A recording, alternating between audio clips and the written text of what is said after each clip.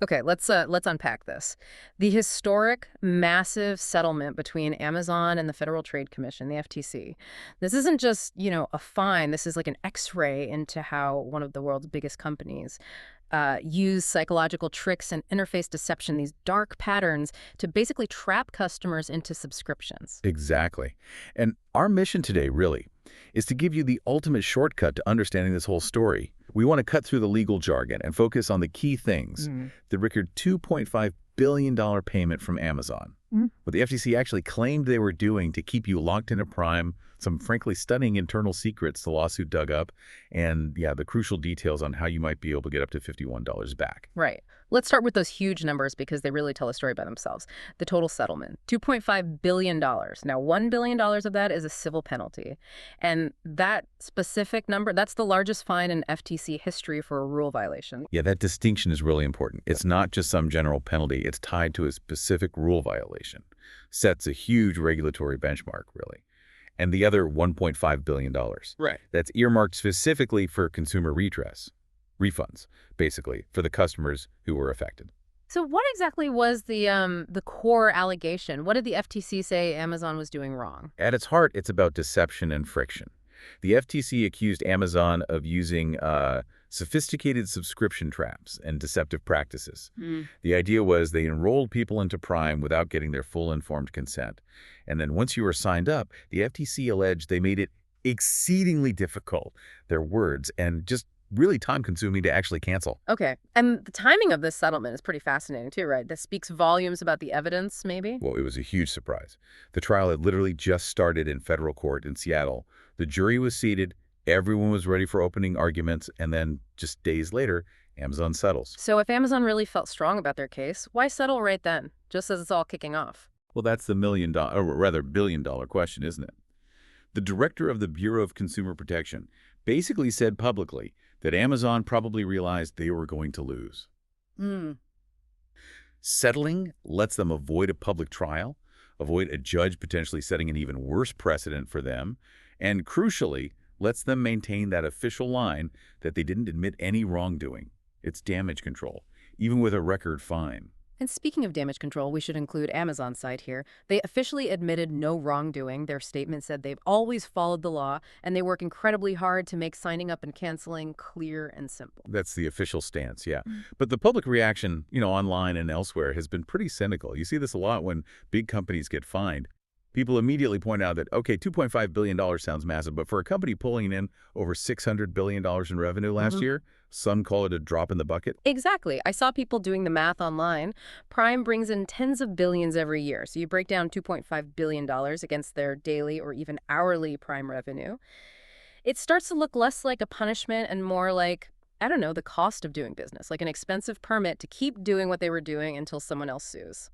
And that touches on a bigger point about regulation, right?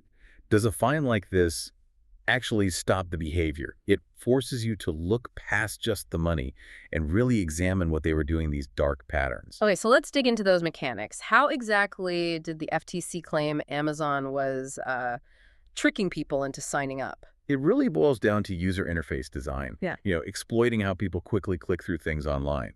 The FTC focused hard on what they called challenged enrollment flows. These are basically confusing or misleading screens, especially during checkout, like you click a button to finish your order, thinking you're just paying for your items, but somewhere in the smaller text, or maybe just implied by the button design, it also signs you up for a Prime trial, without being super obvious about it. So they were kind of hiding the subscription part in plain sight, making you assume you were just completing the purchase. Precisely. They clearly studied user behavior and designed specific paths, like this single-page checkout flow and one for Prime Video enrollment that were, well, optimized to get accidental signups. That's the whole point of a dark pattern. Yeah. Guide you into a choice you didn't consciously mean to make. Okay, here's where it gets really interesting. The internal stuff, the secrets, this whole thing dragged out into the light. Because it's one thing to suspect a company is doing this stuff, but it's another thing entirely to see proof from inside, right? Oh, absolutely. This is probably the most damning part of the whole case, looking at the source material. The internal documents showed a really shocking level of awareness inside Amazon about how hard they made it to cancel. They even had a code name for their super complex multi-step cancellation process. They called it Iliad. Iliad, seriously. As in, like the Trojan War. The Yeah. really long, bloody 10-year siege. That's the one. Wow. That tells you everything, doesn't it? The intent wasn't to help the customer leave if they wanted to. It sounds like the goal was to wear them down until they just gave up. That's exactly what the FTC argued. The process was this multi-step maze. According to the documents, you had to click through, confirming you really wanted to cancel on 3 different pages. And each page would hit you with more warnings, or maybe offer alternatives, trying to get you to stay. It was like running a gauntlet designed to maximize what they called deferred cancellation. Meaning delaying you long enough maybe to bill you for another month before you finally escaped. Exactly. And the executives, they knew. The internal messages showed they were aware of these issues. What did those communications say? The language is just, you see executives talking about subscriptions and saying things like, subscription driving is a bit of a shady world. Yeah. And even worse, they internally referred to these unwanted subscriptions, the ones people didn't mean to sign up for or couldn't cancel, as an unspoken cancer. Unspoken cancer. That phrase is incredibly powerful, isn't it? It suggests they knew internally on some level that this way of getting revenue was harmful, maybe unethical. But they kept doing it. And for the FTC, that kind of internal talk is like legal dynamite. It shows clear knowledge and intent to mislead, not just some accidental design flaw. And it directly links these deceptive practices to breaking the law, right? Absolutely. Specifically, it violated the FTC Act, that's the broad law against unfair and deceptive business practices. And it also violated something called the Restore Online Shoppers Confidence Act, or RSCA. Hang on, what's RSCA exactly? I'm not sure everyone knows that one. Good point. RSCA is a federal law specifically targeting subscription services and these negative option features, like automatic renewals. It says companies have to clearly and conspicuously lay out all the terms, cost, renewal frequency before they charge you. And crucially, it requires them to provide a simple, easy-to-use way to cancel. So by using that multi-page Iliad process, Amazon was pretty clearly violating that requirement for easy cancellation. Okay, let's shift gears to the practical part of everyone listening.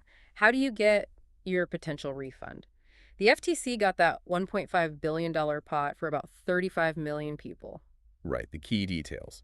First, the eligibility window is pretty broad. You need to have enrolled in Prime sometime between June 23, 2019 and June 23, 2025, and the maximum refund amount is capped at $51 per person. That basically covers about 1 month of Prime, depending on the plan. Okay, and it's not just one simple process, right? They're doing this in 2 different waves. Let's start with wave 1, the easier one. Wave 1 is the automatic payout. This is for the people the FTC sees as the clearest victims of those deceptive signups. To qualify, you need to have signed up through one of those challenged enrollment flows, so a misleading process. And you need to have used 3 or fewer Prime benefits within any 12-month period you were enrolled. All right, quick example. Say you click something on Prime Video thinking it would just play the movie, but it sneakily started a Prime trial. And then maybe you only watched that one movie or ordered one thing with free shipping using Prime that whole year. You're probably in wave 1. That sounds about right. And the best part for this group, you don't have to do anything. Amazon is supposed to identify you automatically and send the refund within 90 days of the settlement order becoming final. So keep an eye out. All right, now for the slightly more complicated group, wave 2. Who falls into this? Wave 2 is a bit broader. It includes people who signed up deceptively or people who tried to cancel but got stuck in that Iliad process and gave up for a bit. The usage threshold is also higher here. You need to have used 10 or fewer Prime benefits in a 12-month period. So if you realized you'd been signed up by accident, tried to cancel, got totally frustrated by clicking through those 3 "Are you sure" pages, and maybe you used Prime shipping a few times before you finally managed to cancel, that sounds like wave 2 territory. Exactly. Now for this group, you do need to take action. You have to wait for Amazon to notify you, likely by email, and send you a claim form. This should happen within about 30 days after the automatic wave 1 payments go out. And here's the really important part. Once you get that form, don't sit on it. You might only have 180 days to fill it out and submit it. So watch your inbox, check your spam folder, and act reasonably quickly. Okay, that $51 sounds good, but, that cynicism we talked about earlier, it pops up here too. I saw people worrying, will this just be an Amazon gift card, forcing you to spend the penalty money right back with Amazon? Yeah, that's a common concern with these kinds of settlements. The settlement documents themselves talk about refunds and redress, which usually means actual money. Yeah. Like a check or a direct deposit. But skepticism is understandable. We'll have to see exactly how it's administered. But honestly, even if the payout works smoothly, the biggest long-term win here probably isn't the $51 check. It's the changes Amazon has to make to its business practices now, the non-monetary stuff. Right. What are the major policy changes they're being forced to make? Because that impacts everyone going forward. These are pretty significant shifts aimed squarely at killing those dark patterns. First, Amazon now must have a clear, conspicuous button to decline Prime during sign-up. No more tricky phrasing like, "No thanks, I don't want free shipping." That makes you feel like you're losing something by saying no. It has to be unambiguous, Just a clear no thanks or continue without Prime. pretty much. Second, they have to fully disclose the cost, how often it renews, and all the key terms, clearly and upfront before you sign up. No hiding it. Third, and this tackles the Iliad problem, cancellation must be easy. Not difficult, not confusing, not time-consuming. And crucially, you have to be able to cancel using the same method you used to sign up. So if you signed up with a few clicks online, you should be able to cancel with a few clicks online. No forcing you to call someone or jump through hoops. That's the idea. And finally, to make sure this actually happens and sticks, there will be an independent third-party supervisor. Their job is to monitor Amazon's compliance with all these new rules for several years. That adds some real teeth to the enforcement. You know, when a company as huge and sophisticated as Amazon has to be forced by the government just to make its cancellation process simple, it makes you wonder about their overall service quality, doesn't it? We've seen so many complaints lately suggesting Prime itself isn't what it used to be, which, ironically, probably made even more people try to cancel and run into that Iliad The process. connection feels really important. This settlement didn't happen in a vacuum. It's happening while lots of customers are already feeling dissatisfied with Prime's core promise. We see it in the sources all the time. Complaints about late deliveries, two-day shipping that regularly takes longer, packages marked delivered that never show up, damaged groceries, frustration with customer service bots or reps who can't actually solve problems. Yeah, the general feeling you pick up is that maybe Amazon prioritized growth and scale over maintaining quality. You hear things like, Amazon has really gone downhill, or it's pushing junk now. So when the service feels like it's slipping, people naturally want to cancel. And if canceling is made deliberately hard, well, that's when the FTC steps in. It feels like a feedback loop of bad customer experience. It really does. But this whole case, the massive fine, the internal documents, the forced changes, it's undeniably a big win for consumer protection, especially against these sneaky dark patterns online. So pulling it all together, what does this mean for us, personally? Beyond just Amazon, this whole saga really shines a massive spotlight on a super common way we all lose money: subscription creep. That's the big actionable takeaway here for you listening. Studies consistently show people underestimate what they spend on subscriptions, often by over $100 a month. That adds up fast. That's potentially over $1,200 a year just vanishing on services you might have totally forgotten about or barely use. Yeah, so we really encourage you, do a subscription audit, like right now or this week. Pull up your last few bank statements, your credit card bills, go line by line. Be ruthless. If you're not using a service, cut it.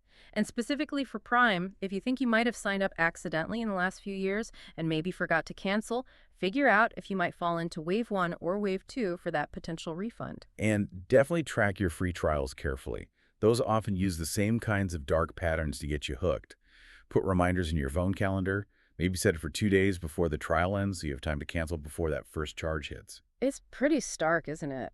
This historic fine against literally the most famous online store in the world proves just how widespread this kind of manipulation is. If Amazon, with all its engineers and psychologists and resources, was apparently resorting to internal Iliads and calling unwanted charges an unspoken cancer just to hang on to your monthly fee. It really makes you wonder, doesn't it, what tiny hidden subscription fee might be lurking in your budget right now, just waiting to quietly renew itself next month. Something for you to mull over as you do that audit. That's it for this deep dive.